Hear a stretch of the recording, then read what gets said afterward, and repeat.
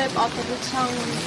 խոսք քարոզողները բարբերաբար ատելության խոսք են քարոզում, ազգային ժողովում անընդհատ մեղադրանքներ են, մասնավորապես Ալեն Սիմոնյանն է շարունակում, Արադ Միրզոյանն է կոնկրետ ձեզ մեղադրում ամեն ինչի մեջ, Խաչատուր Սուքեսյանի հայտարարությունները, դուք այս ամենին ինչպես կարձագանքեք։ Գիտեք, նման հայտարարություններին մենք արձագանքել ենք տեղեկատվական շտաբով, դրանց ավելացնելու բան չունենք եւ մեր հասարակությունը նման արտահայտություններ անողներին շատ բովանդակալից պատասխան է տվել եւ թե դուք հետեւեք տեղեկատվական դաշտում ինչ ազդեցություն է ունեցել իրենց հայտարարությունները, կհասկանաք, որ ինչ բացասական երանգներ ունի դա։ Պարոն Շարամանյան, այսինքն դուք բավարարվել եք միայն հարցում ուղարկելով, չեք գնալու արցախցիների հետ դատախազության շենքի մոտ։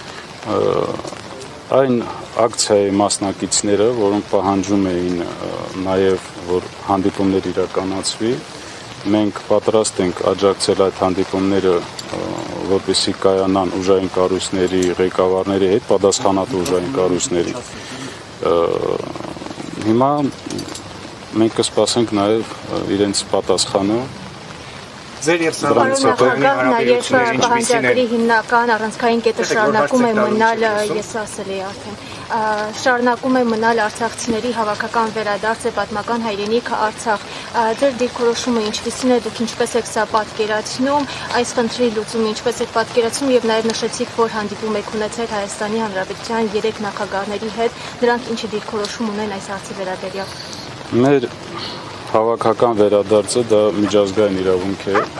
դա պետք է մնա օրակարգում եւ այո, մենք իրավունք ունենք արժանապատիվ անվտանգ վերադարձ ապահովելու։ Այդ նպատակով ազգային ժողովի կողմից ստեղծված է հանձնախումբ, որը ղեկավարում է Հայաստանի Հանրապետության նախկին արտաքին գործերի նախարար Վարդան Օսկանյանը եւ ես կարծում եմ, որ էֆեկտիվ աշխատանքներ են իրականացնում։ Դուք տեղյակ եք, որ վերջերս Շվեյցարիայի խորհրդարանը ընդունել է բանաձև, որի համաձայն պետք է խաղաղության կոնֆերանս իրականացվի, որտեղ կմասնակցեն եւ Ադրբեջանի եւ Արցախի ներկայացուցիչները։